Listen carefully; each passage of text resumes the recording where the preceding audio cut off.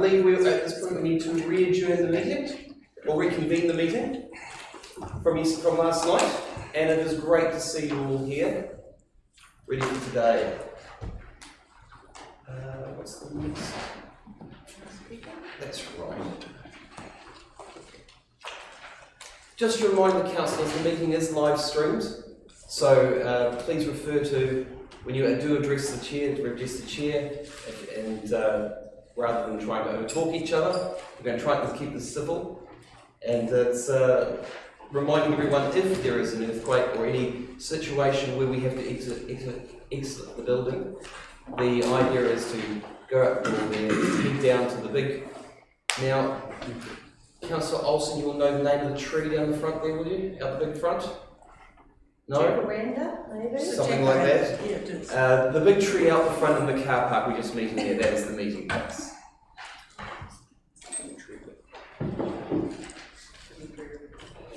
Now there is a supplementary report which is coming in as 9.7, which we will deal with that later at point. Yep. And we will, at this present moment, if the councillors would like to just bow their heads, and I will have a word of prayer as we start our meeting. Dear Heavenly Father, thank you, Lord, for the day. Thank you, Lord, for last night's meeting. And as we go through the discussions today, may you put our hands and our hearts in your life, in our minds, to discuss and go through the things that you want us to do with. In your precious and loving name, may you look after all those that are here and the families represented here. In your precious name, amen. Amen. Right, Council. I'm going to try and do this completely electronically, so we're going to see how we go. Our first item on the agenda is any declarations of interest. What we usually do is if there is any interest or conflicts of interest as we come up to the items, that you'd like to declare those at that point, and we'll deal with it there. There appears to be no apologies, everyone seems to be present. And we had a public forum. We had one person coming in to do a presentation, but Billy, you are here. Would you like to come up to the area there, and you've got up to 5 minutes to have a presentation. Yes, please.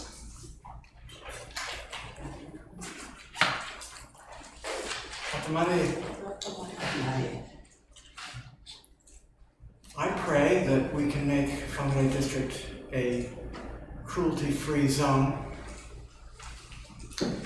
My chief concerns at the moment are a daily problem and an annual problem.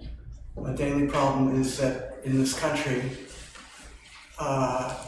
animals are suffering in laboratories. And the mistaken idea that results from what's done on them can be extrapolated to the human condition. I don't want any vivisection house to set up in this district and get the green light for operating. I don't want to live that. I don't think anybody should have to live where that's going on. The annual problem is the rodeo. The Animal Welfare Act has a number of codes attached to it, as you may be aware, and industry is generally allowed to write those codes. And they cut into the intent of the Animal Welfare Act such that rodeo contains a number of very cruel practices which I don't tolerate, and decent people don't tolerate. And I would like to see the district rise above whatever restrictions it may have and have a presence there and actually enforce an anti-cruelty code. Now, I have written a draft bylaw to this effect, and you will have that distributed to you. I'm led to understand after the meeting today. Noise control. I think we are understaffed in taking care of noise level enforcements, private parties, things like this. I really strongly feel that society is in a steady decline, all around the country, all around the world. So Whangarei District is no exception. Things are only going to get worse. if somebody's made to wait for armor guard to turn up, things could just get out of hand. And parking violations. I'm connecting this with the kind of patrol that we have. Armor guard, I think, is doing a lot of work on this. And people are parking on footpaths, and I've been pushed into the street because I had a narrow space to go by to avoid having to go out in the street myself, and I bumped somebody's mirror, the kind that folds back toward the car, and I got verbally abused and pushed into the street. I don't know how many officers we have, I think it was 2, for the whole district to take care of these violations. So I want to pay my rates, and I want services for them. Please don't hold back on providing services, please. If you have to raise rates, I know it sounds like political suicide, but figure out a way. We need services, okay? There's precious little that this national government, this nationwide government allows local bodies to do. Please do it. On the subject of armor guard, I think they're doing just as well as the previous people. I'm not sure, fortunately, I don't have to deal with it too much. If you can possibly, when you have contract considerations coming up and tenders coming up, please add it to your list of considerations. Try to keep the money in New Zealand. I'm pretty darn sure I grew up with armor guard in my old country. So I'm pretty sure it's not a Kiwi company. Try to keep the money in New Zealand. Yeah, okay. Fluoridation of water. I don't know how much you can avoid it. Please avoid it. If we want to fluoridate our water, we can do it on our own, okay? Or, toothpaste, whatever we need to do if we're feeling that it's a concern. If you come into a situation where a variant of the virus comes back, please don't shut the library to just certain people. Just close the cafe. It'll be an extraordinary circumstance in their contract. I'm almost finished. In an extraordinary circumstance, which I'm sure you have written into the contract with them, just close the cafe for a little while. Let everybody use the library. I'm paying for it just as much as anybody else. Fireworks, let's look. It's too late for this year. Let's look at seeing what we can do about banning fireworks. They're hell on the animals. Bus stops, please don't fight with the NRC about placing bus stops around town. There's one very much needed at the beginning, at the end of Walton Street near the Pack and Save. And finally, the Local Government Act, I'm pretty sure, does not prevent you from having more of a communication with members of the public.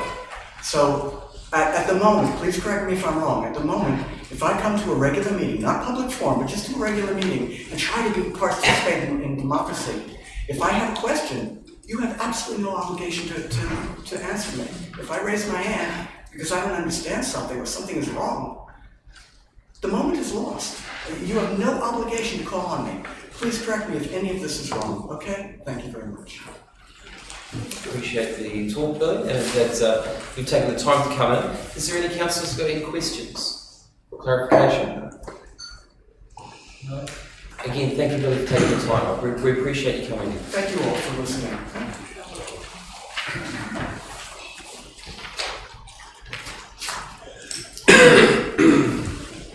Councillors, we'll move on to item 7.1, statutory matters.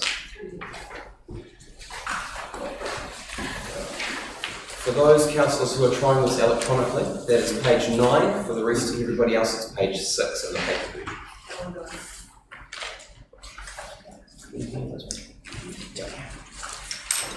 Councillor Potts, would you like to do this? I'll move the recommendation, which is the council notes a general explanation of the laws affecting elected members provided by the chief executive. Second. Do we have a second? Councillor Benny. Your Worship, just in this very first meeting, I think it's, I'm just going to highlight some of the headings in this agenda item, because it's live streamed, and I think people who are viewing could now understand some of the constraints we work under and some of the frustrations we work under. So just the headings alone, In this one, we've got decision-making requirements, public law decision-making principles, further miscellaneous local government act requirements, secret commissions. Wow. Don't know how we cover that off, but it's in our requirements. Financial market conduct, personal liability of elected members, which is we've got to keep our eye on. Information and conduct of meetings, access to local authority information, and local authority meetings. So certainly a lot of headings here and the detail behind it that we've got to take cognizance of, and also we've got to abide by. So it's a guideline of the principle we've got to operate to, and I think it's a necessary part to get us through today so we can operate as a council. Thank you. Thank you, Councillor Hoss.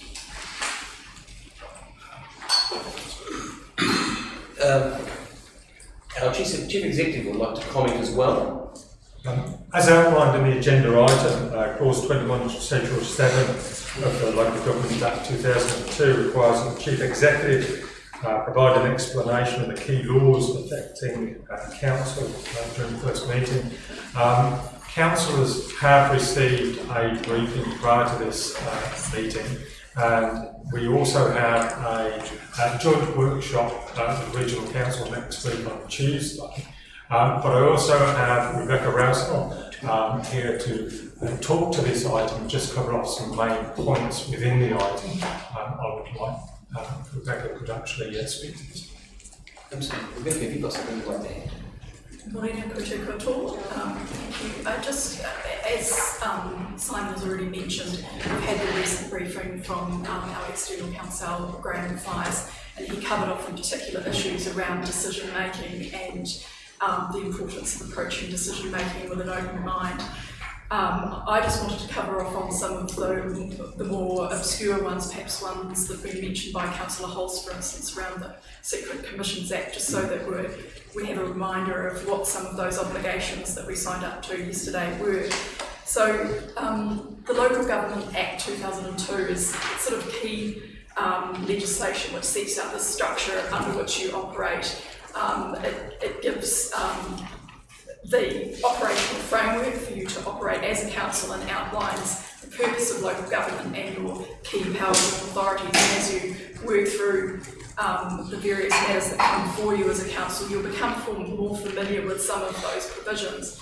And of particular interest, I think, for you in the decision-making capacity is Part 6 of that Act, which talks around the obligations that you have when you are making a decision, and particularly where decisions come up that may be quite controversial. There are requirements around looking at all the reasonable practical options, considering the views and preferences of people likely to be affected by your decisions. Now, this doesn't always mean a requirement to go through a full public consultation, but just to be aware of those views. Conducting formal consultations such as the LTP, there is a requirement around public consultation, providing opportunities for Māori to be involved in decision making, and these are all the kinds of things that will be covered off in papers that come before you from members of staff. So I'm not going to go into any great detail around the public law decision making powers and requirements around predetermination and bias, because I feel they've already been covered off very thoroughly by Mr. Matthias. But some of the further miscellaneous provisions of interest within the Local Government Act are around vacation from office. So if, for instance, you're convicted of an offence punishable by imprisonment for more than 2 years, you'd be automatically disqualified.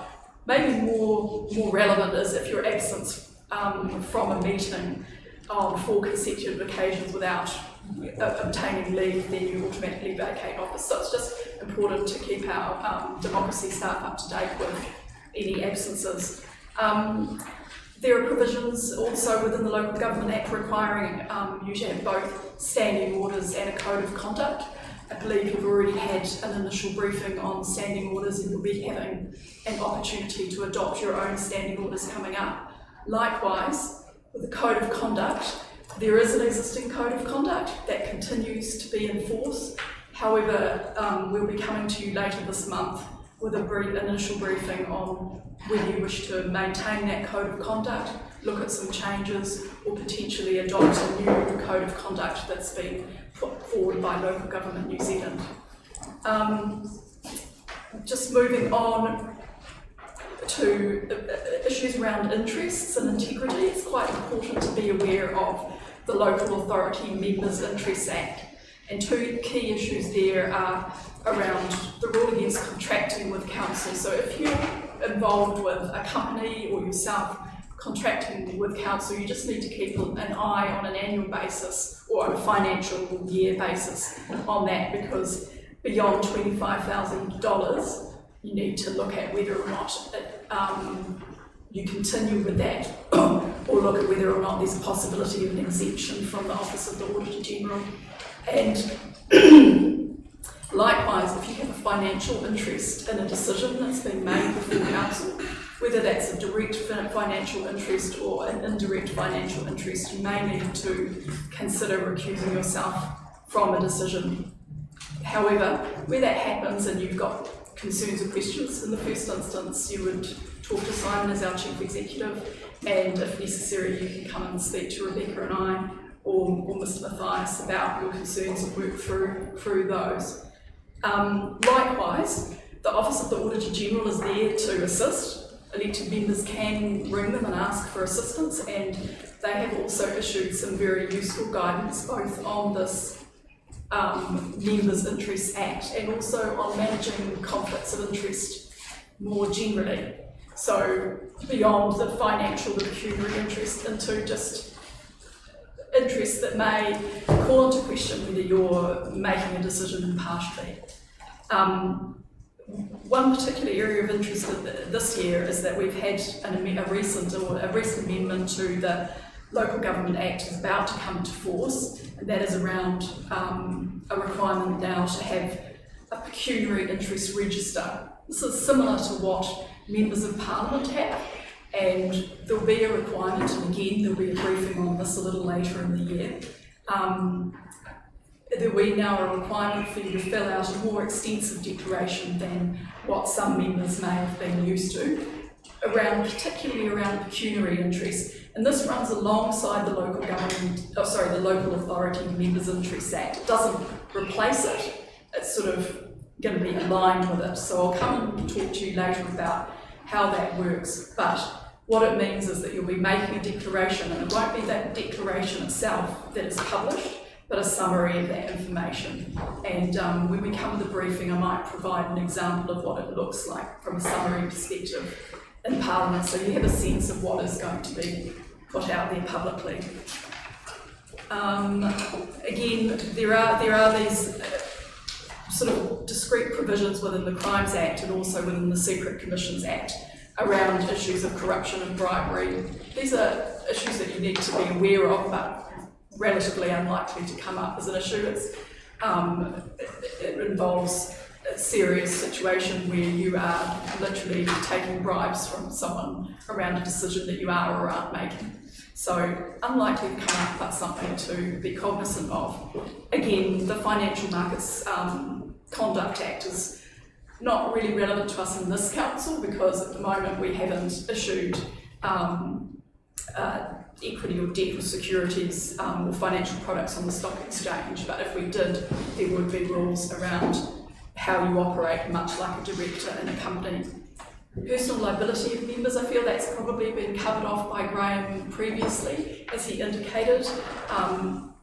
In many situations, elected members are given indemnity through our insurance, but if there is a situation where you're involved in a decision that involves spending money unlawfully, disposing of assets or incurring liabilities unlawfully, then there may be some liability. But there are a number of defences to that. Perhaps you didn't vote on that, you protested at the time, or you were relying on the advice, the professional advice of officials coming before you.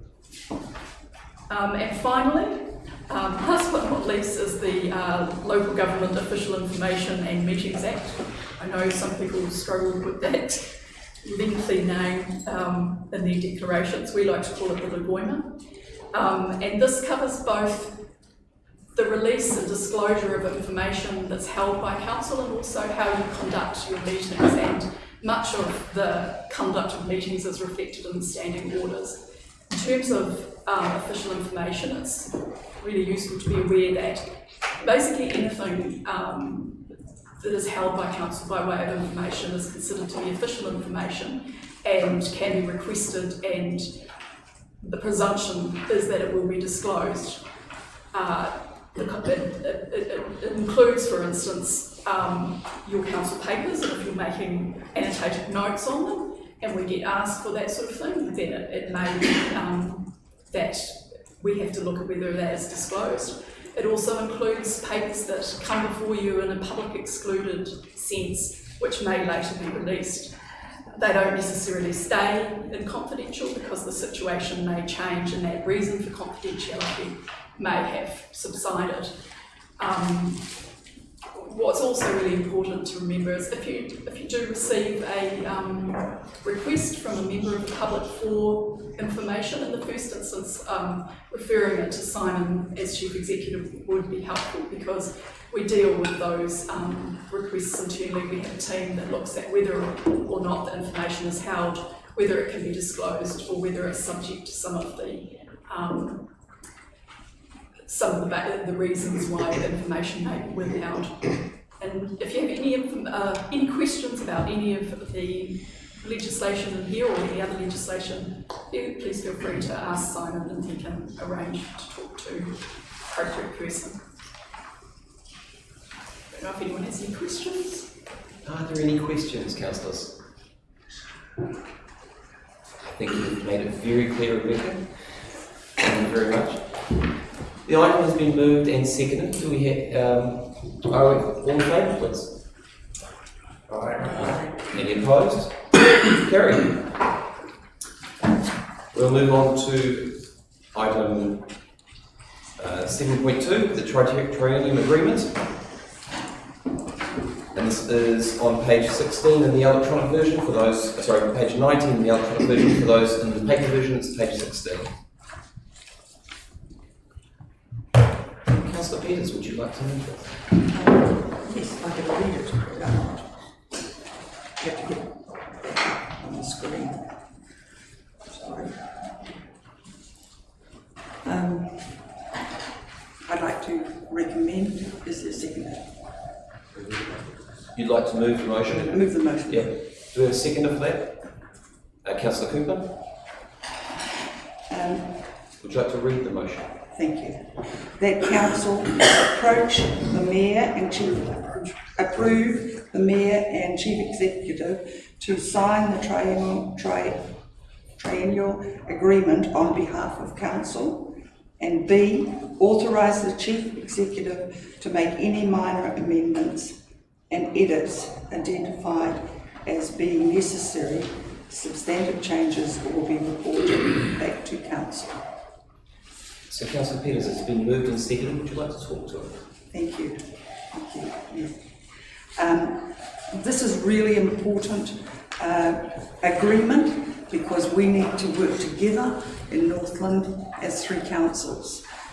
We have been doing that, and I'm hoping that working together will not only continue but be more substantial in this 3 years. So I'm really pleased to move this. Councillor Peters. Are there any other councillors' comments? Council has been moved and seconded. All those in favour? Aye. Any opposed? Carried. Thank you very much, ladies. Now, item 8.1, I have a slight corrections on this one. And item 8.1 is on page 29 for the electronic, for those in paper version, page 26.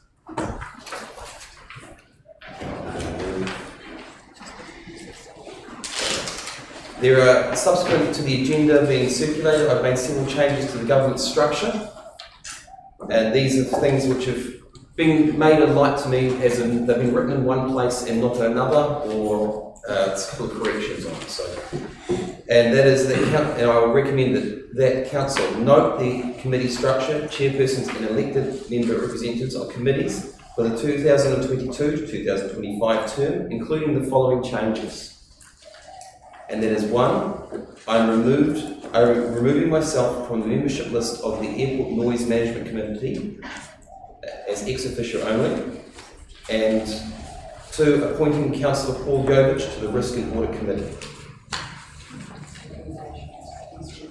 And then we also have recommendations 2, 3 and 4. That is, notes the Chief Executive will conduct a contestable process to identify a suitable candidate for the independent chair of the Risk and Audit Committee.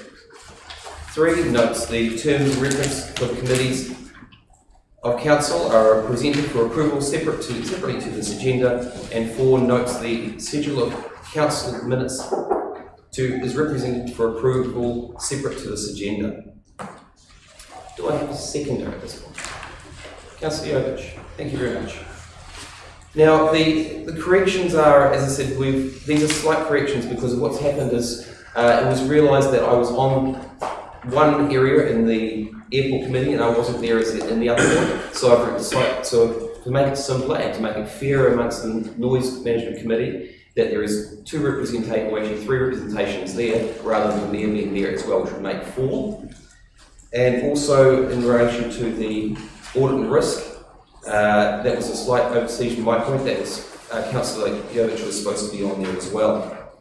Now, these are just the statutory committees at this present moment. There are still more committees to be done. Okay, so just because we're putting these here at the moment, we've still got more to be done. And hopefully we will have more of them to be done by the 24th of November.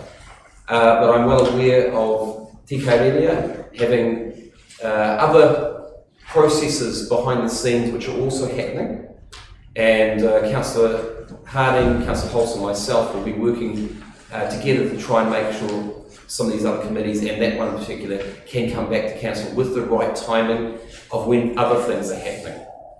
So I'm well aware there are other things happening behind the scenes. Isn't that right, Councillor Harding? Yes? Do you chair? Yes. Kia ora, thank you. Kia ora tātou. Yes, thank you very much for the opportunity to be able to talk to Karerea. And yes, difficult to be able to announce it immediately when we don't know what the hapu representation looks like, and we also don't know what the councillor representatives might look like. So we're grateful for the opportunity to be able to look at Te Karerea to come back through as a standing committee with updated terms of reference and what the representative model looks like. Kia ora tātou.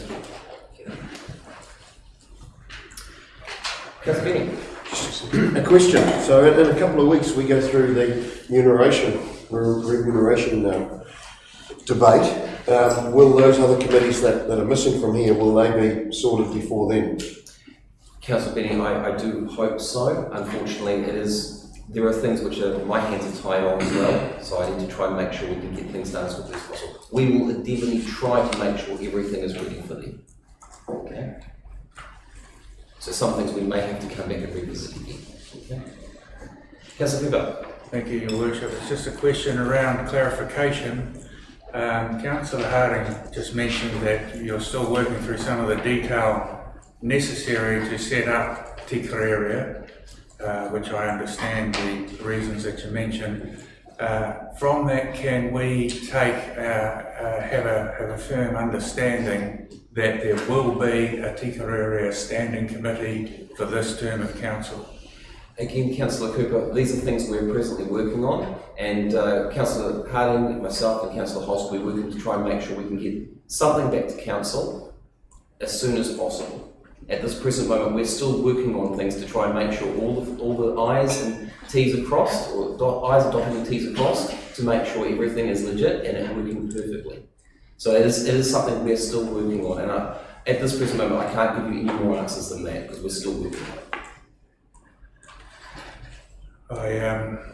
I guess I was looking for a statement that confirmed it was your intention to have a standing committee in a particular area. And I appreciate that, Councillor Cooper, and I've already made it clear that it is coming back to council. It is one of the items coming back to council. I just don't know what the final structure of that will actually be, and that's what we need to make sure of before I bring it back. There are things within Te Karea which there's been a whole lot of recommendations made. Central government have also put some more items to be put onto that agenda as well. So there's a whole lot of things that we need to actually go through and make sure that we can actually achieve, and how we're going to achieve those items, to make sure that our Māori community are involved in the discussions that we have. I see. You're going to ask a question, are you, Councillor? Well, actually, it was clarification was that this piece of work would be tabled back in time for the full council meeting on the 24th. Yeah, correct, Councillor Harding, that was correct. It is endeavoured to hopefully be back by the 24th. We are trying to work on that at the present moment. Okay? That's the best I can give you at this present moment, Councillor Cooper, but we are definitely working on it, and we're definitely trying to make sure that everything comes back within the right frame and everything is addressed correctly. There is one question. Any other questions, councillors? Any other speakers? No? The item has been moved and seconded. All those in favour? Aye. Any opposed? Carried.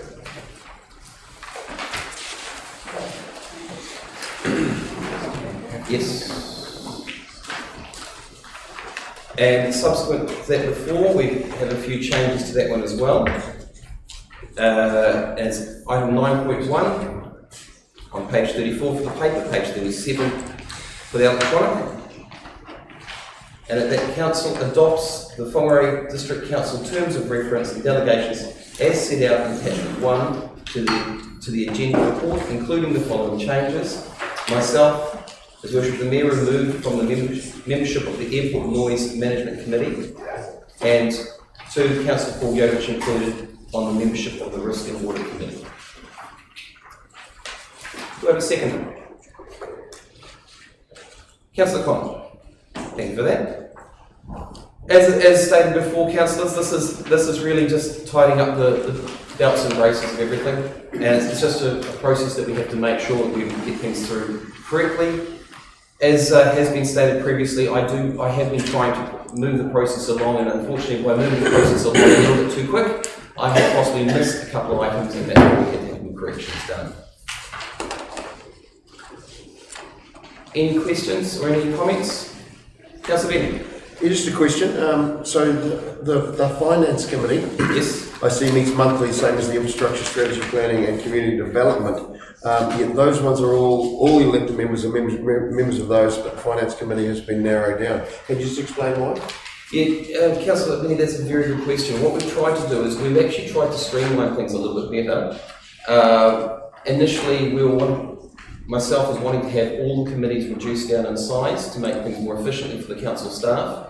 At this present moment, we're keeping all the other committees with full council. These may change within 6 months as the processes as we've gone through to make things more efficiently as well. So if the council approves to later on, hopefully within 6 months, we can have those changes done as well. At this present moment, the only committee that was able to be reduced in size is the Finance Committee. So just a clarification. So that your intention is for infrastructure strategy and community development to narrow those committees down too, as we are allowed to over the time goes. Yes. Kia ora. Yeah. And I do need to stress out very importantly that every councillor is allowed to attend every meeting. Okay? Even though your name may not be on there, you are most certainly allowed to attend. Councillor Peters. I would endorse your slimming down the other committees. Thank you very much, Councillor Peters. We'll see how things go in 6 months' time, okay? Question? Yes, Councillor Hobson. Your Worship. I During the election process of candidates, one of the questions that came up from the public was, are you going to reinstate a finance committee? So has this actually happened, and this is where we reinstate? So item 9.1 already has created a finance committee. 9.2 is just doing the terms of reference. Thank you. No? Oh, wait, wait. One's in terms of reference. Sorry. Oh, Councillor, go lightly. Just on page 31, I've got a paper copy here. Just the Risk and Audit Committee. Two things. Firstly, I was concerned to see Councillor, go lightly.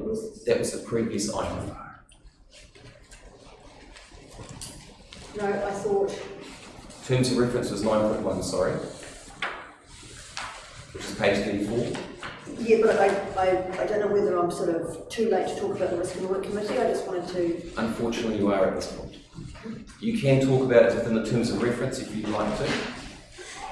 Does that include the independent chair? At this. Does that? No, it doesn't. Yeah, under. Sorry, Carolyn, the correct wording for this is under you may have to explain that. The Mayor has already used his powers under section 41A of the Local Government Act to establish that committee, and his recommendation is an independent chair.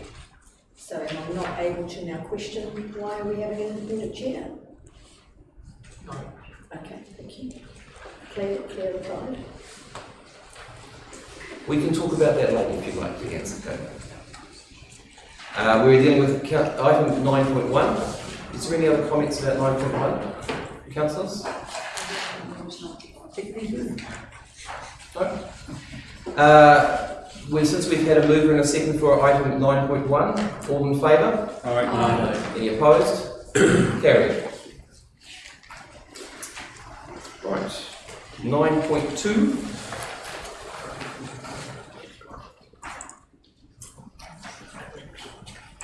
A slight correction there as well.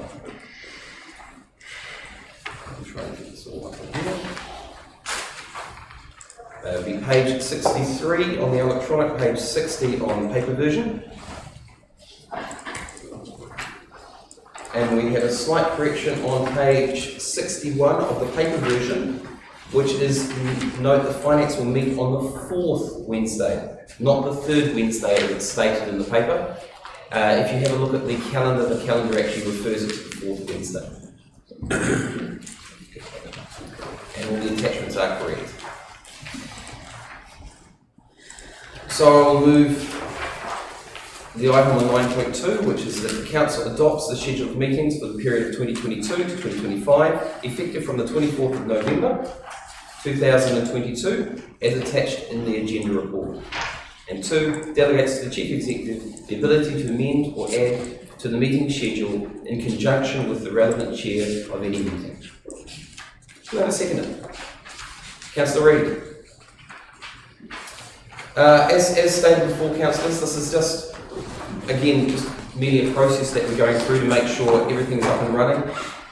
And as I said before, I've been trying to get things up and running as quickly as we can so that our council staff are not held back and the processes can be started with all the meetings. It's already been highlighted on page 61, which is about the 4th Wednesday. Any other comments? Councillor Benning. Just a question. So will the meetings continue to be Zoom teamed? Will we still have the Zoom team option? Monthly council meetings will be live streamed. Only the monthly council? Are they mean the electronic attendance? Yeah. Yes. Okay, so the special code of legislation no longer applies, so the standing orders now apply. So if you want to attend electronically, virtually, you need to apply to the chairperson at least 2 working days prior to the meeting. So what that means is government have changed the legislation, because if you remember rightly, during the COVID time, the legislation was put in so that we could actually do our meetings live streamed and we could also vote online. I believe the voting has been removed as well, is that right? Yes. Sure. Yeah. I know that if you're electronically, you you don't count towards the quorum.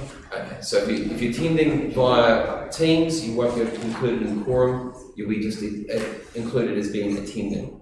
So it is one of those things at this present moment within the legislation. Councillor Peters.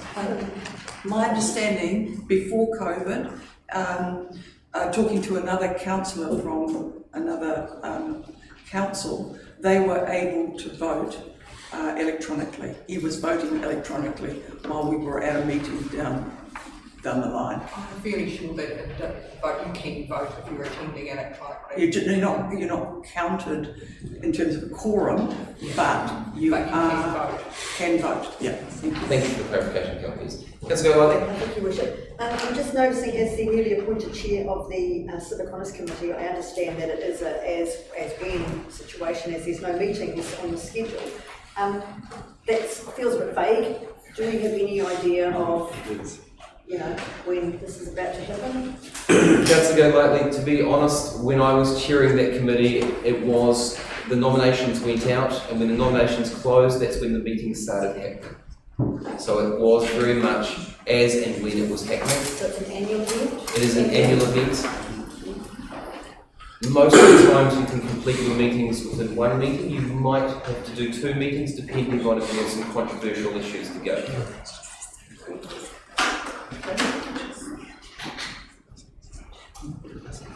Any other comments or questions? Councillor Hart. Your Worship, just going back through to Kalia there and looking at those appointments and those meetings and the opportunities to have those held in council and possibly out in our marae. And therefore, is it just to work with the chief executive on what that might look like to sort of These are all the things that we will have to be discussing and going through. So thank you, Councillor Harding, for highlighting that, yes. So when Kalia comes back into it, this is the discussions that we have to do.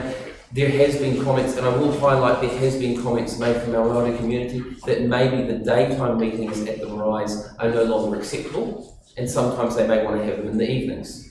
So these are, as I said, these are discussions that still have to have, and we still have to go through the processes and the protocols to make sure things are what our Māori community would like to have as well.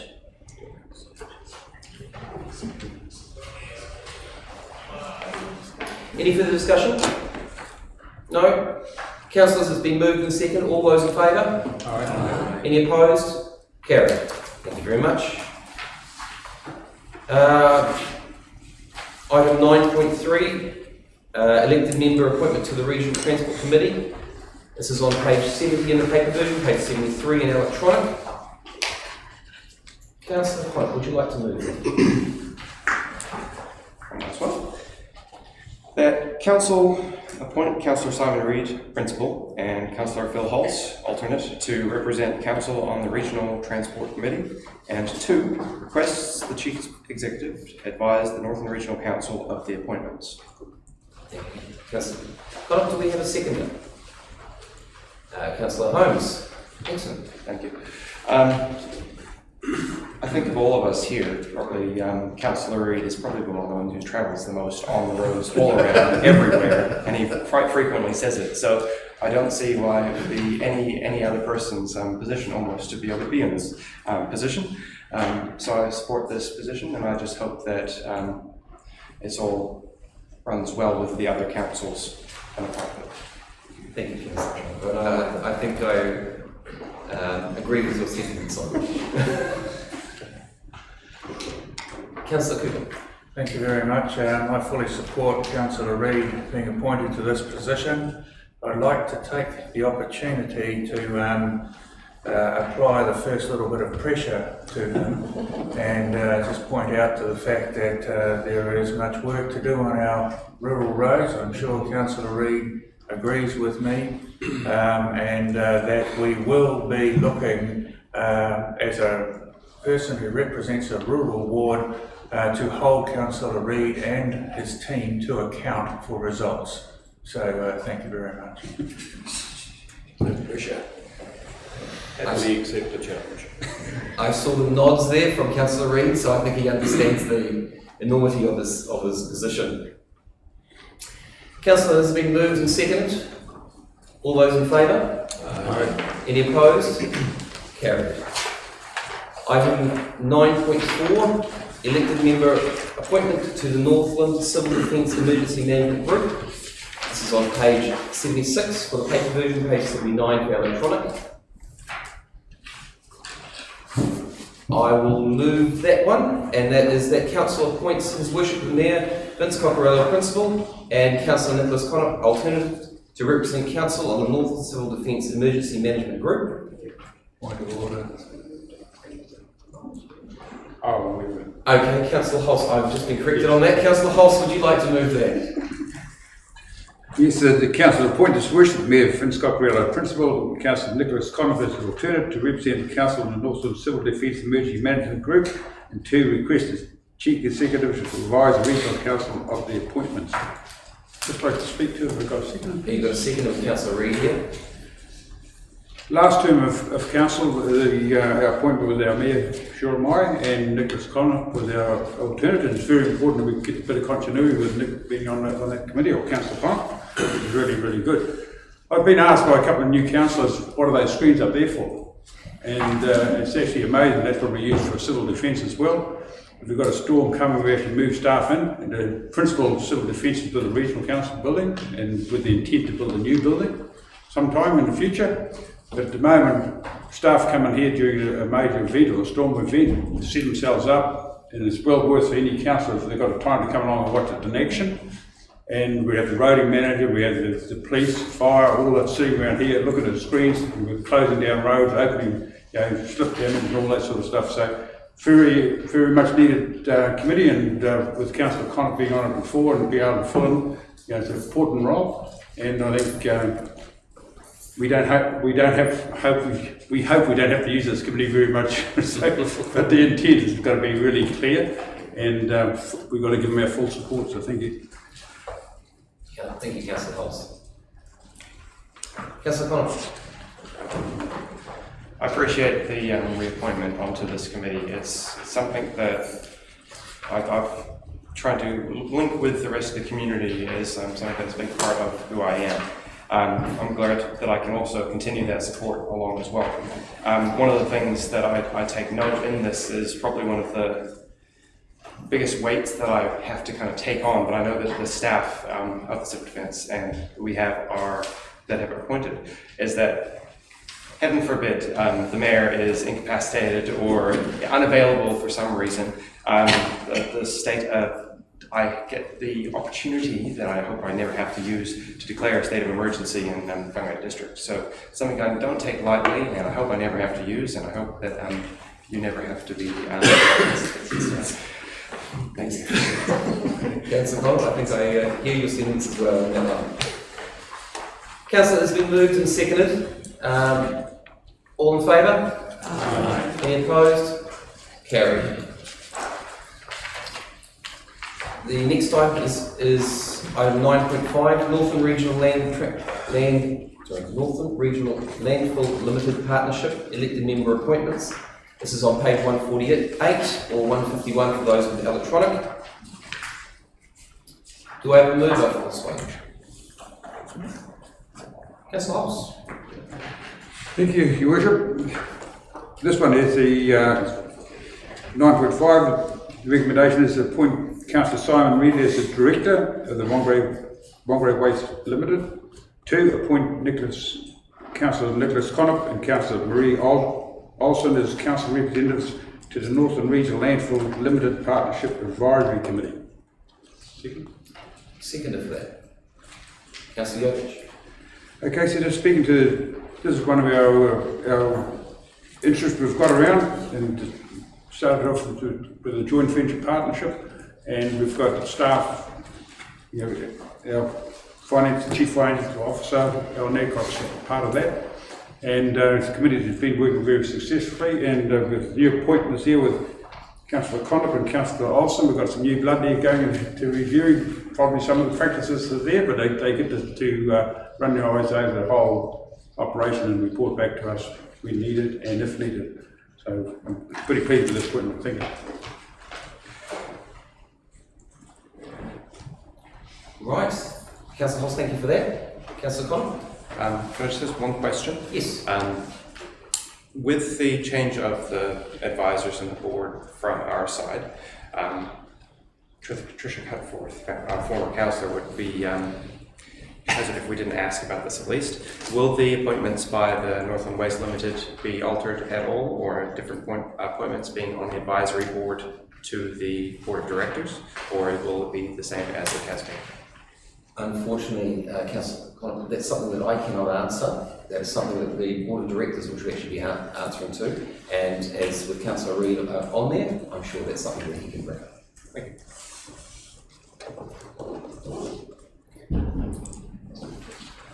Right, no, I don't see any further hands up, so it has been moved and seconded. All those in favour? Aye. Any opposed? Carried. And we'll move on to item 9.6. Now we've had, again, a slight modification on this one too. And this is to appoint members to the Regional Joint Climate Change Adaptation Committee. And Councillor Harding, would you like to read it out? Recommendations are that the council appoints Councillor Scott McKenzie to be the Whangarei District Council representative on the Joint Climate Change Adaptation Committee. Appoints Councillor Nicholas Connaught to be the alternate Whangarei District Council representative on the Joint Climate Change Adaptation Committee. Appoints Councillor Deborah Harding to be the Māori representative. Sorry, was that change? Yes, there was the change, yes. So, am I allowed to read that? You can read the changes.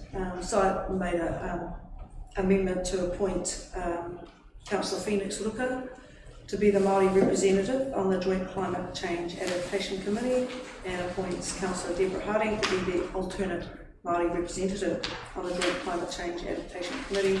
Requests the Chief Executive advise the Northland Regional Council of the appointments. Thank you, Deborah. Do we have a second now? Councillor Phoenix. Councillor Harding, would you like to speak to it? Okay, thank you. I just really want to endorse Scott McKenzie, even though this is our first meeting. We've all been on quite a few candidate, and I've heard his passion and enthusiasm for what he acknowledges for our taiao, for our environment, and his expertise and knowledge will be great for us all in representing us. I fully endorse Councillor Connaught as his alternate, and also I really wanted to, having known a lot about the climate adaptation strategy, the intense kaupapa Māori framework behind it, that I requested that Councillor Ruka be our first Māori ward and Māori representative on this committee, and I'll be his alternate when he's not here. Kia ora tātou. Thank you, Councillor. Councillor Peters. I endorse the recommendations, and I also put forward a plea to those people that are appointed to it that they consider extending the terms of reference of this committee from merely adaptation to adaptation and mitigation, because we actually need to do both in our area. We need to be part of the push of our planet to actually work towards mitigating the effects of climate change, even though it's sort of stuffing something small in the plug hole after the it's a big job. Mitigating what is happening is a big job, but that doesn't mean we should actually not approach it. Thank you. Appreciate your comments, Councillor Peters. Any other comments to that? Yes, Councillor Lindsay. Just briefly to say that I appreciate the opportunity to represent the council on this committee, and it doesn't go above me that the significance of this particular topic. So I will do my utmost to represent us well, and looking forward to working with Phoenix, Nicholas, Deborah, and members from the other councils in order to progress this kaupapa. In the line of Councillor Cooper's previous comment, I take this opportunity to put pressure on Councillor McKenzie and Councillor Rooker to change the world. In particular, could you make it cooler at night so I can sleep? I await that, and hopefully you can get onto that, so no pressure.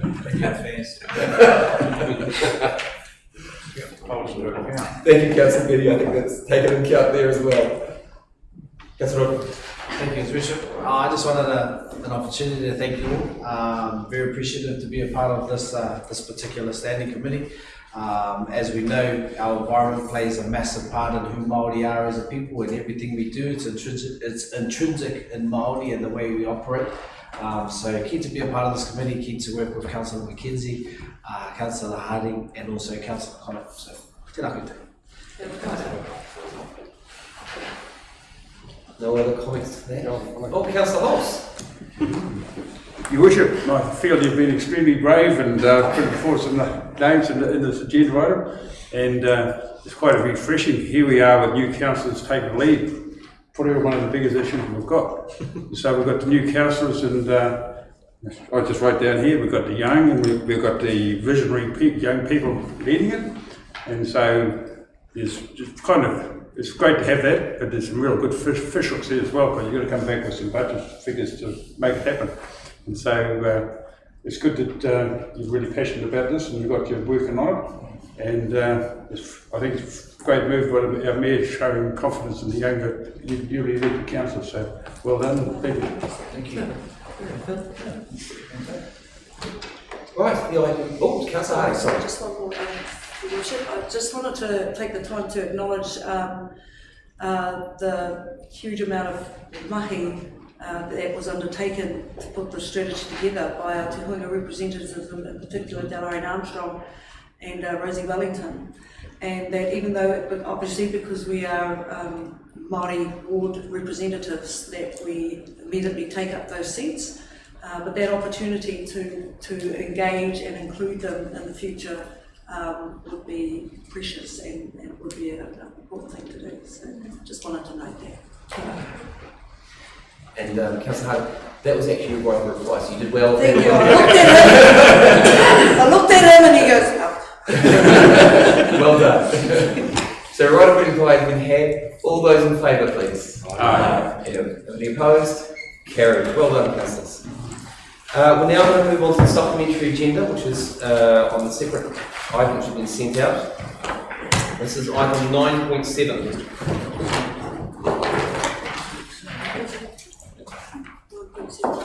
Local government.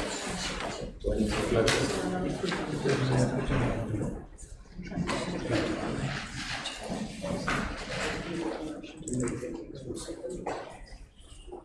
Council, I'm just going to move the motion to take as extraordinary business. That Council considers item 9.7 on the Local Government Funding Agency 2022 annual meeting matters at this meeting. Do you have a second? I'll second. Thank you, Councillor Benny. All in favour? Aye. Any opposed? Carried. Item 9.7, which is on the supplementary agenda. Do I have a mover for? Councillor Reid, would you like to read it out? Not particularly. I'll have to remain seated because if I stand I won't be able to read this. Notes that Council notes that the Local Government Funding Agency has advised that its annual meeting will be held on 23rd November 2022 in Wellington and virtually upon request. 2. Notes that General Manager Corporate CFO Alan Adcock will attend the meeting in his role as Local Government Funding Agency Director, not as a representative of Council. 3. As a consequence of item 2 above, Council appoints Craig Stobo, Local Government Funding Agency Chair, as Council's proxy. 4. Agrees that the proxy or alternate votes in favour of the following proposals which require ordinary shareholder resolutions A. Anthony Quirk is re-elected to the Local Government Funding Agency's Board as an independent director. B. Helen Robinson is elected to the Local Government Funding Agency's Board as an independent director. C. Bay of Plenty Regional Council is re-elected to the Shareholders Council. And D. Hamilton City Council is re-elected to the Shareholders Council. Thank you, Councillor Reid. We have a mover, do we have a seconder? Councillor Hobbs seconds that. Councillor Reid, do you want to speak to it, or you? I'm running out of voice here, a little bit, Your Worship, but it's, well, I will stand because this is kind of off the cuff a wee bit. Due to Alan Adcock being our man here and our man in the LGFA, it is a requirement that he attends the meeting, and as a result we need to reshuffle to make everything fit in place. And sorry, voice is just a bit It's all good. Yeah, thanks. Councillor Hobbs. Maybe I can finish it off for Councillor Reid. So this is an external funding organisation, but you wish if we could ask our staff member, Lise Henwood, to actually explain what the role is, because it's new, we've got a new council around the table, and it's very unusual to actually seek an alternative outside of council as our proxy. So explain what this means. Lise, would you like to explain? Yes, I will do my best through the chair. As Councillor Reid pointed out, due to Alan's appointment to a director, so previously Alan had a role on the Shareholder Council of LGFA. Because of his change to appointment to director, that means we need to appoint a proxy to vote on council's behalf for the matters raised within the agenda. The Shareholders Council has a role to help to advise the various shareholders on recommendations to support what's being voted on, and you'll see that as part of the agenda here. With the proxy that where we don't have a direct staff member in attendance, that Craig in his role as chair can take the role on of voting on council's behalf. Did that explain, Councillors? Is there any further comments? Yes. Could I just ask a question? When I was reading through this last night, I see that two councils, and pardon my ignorance, everybody, but two councils have dropped off. Is that correct? And then two are re-elected. Denise, would you like to explain that? Why? Can you explain why that happens? So yes. That Through the chair, part of the shareholder agreement is that the two longest standing councils will retire at each meeting annually, and then they can be re-elected if they choose to do so, or an alternative will be we'll go through that process to be recommended. Councillor Austin, would that explain? Yes, okay. Thank you. No further comment. Councillor Reid, did you want to have a right of reply? No? Thank you. The item has been moved and seconded. All those in favour? Aye. Any opposed? Okay. Councillors, that now brings us to the end of our meeting at 10:03. Just in time for Deborah to do her standing up again for the 1 hour that she's been sitting. Councillor Hart. Yes, right. But I have been up and down. And as per protocol, I will just close the cut of care to finish our meeting real quick. Heavenly Father, thank you, Lord, for the work that you've helped us to go through today. As this is going through your district and making sure your district is able to look after its community and your council is able to be there for you. May you look after the hands that are here and the families that are represented here in your most precious and loving name. Amen.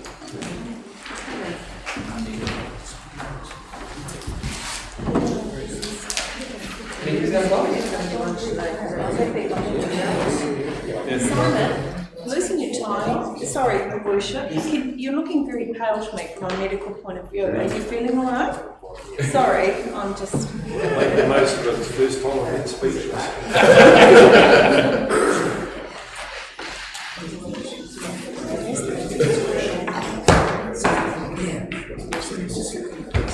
So we'll have photos later on. Bring this one later.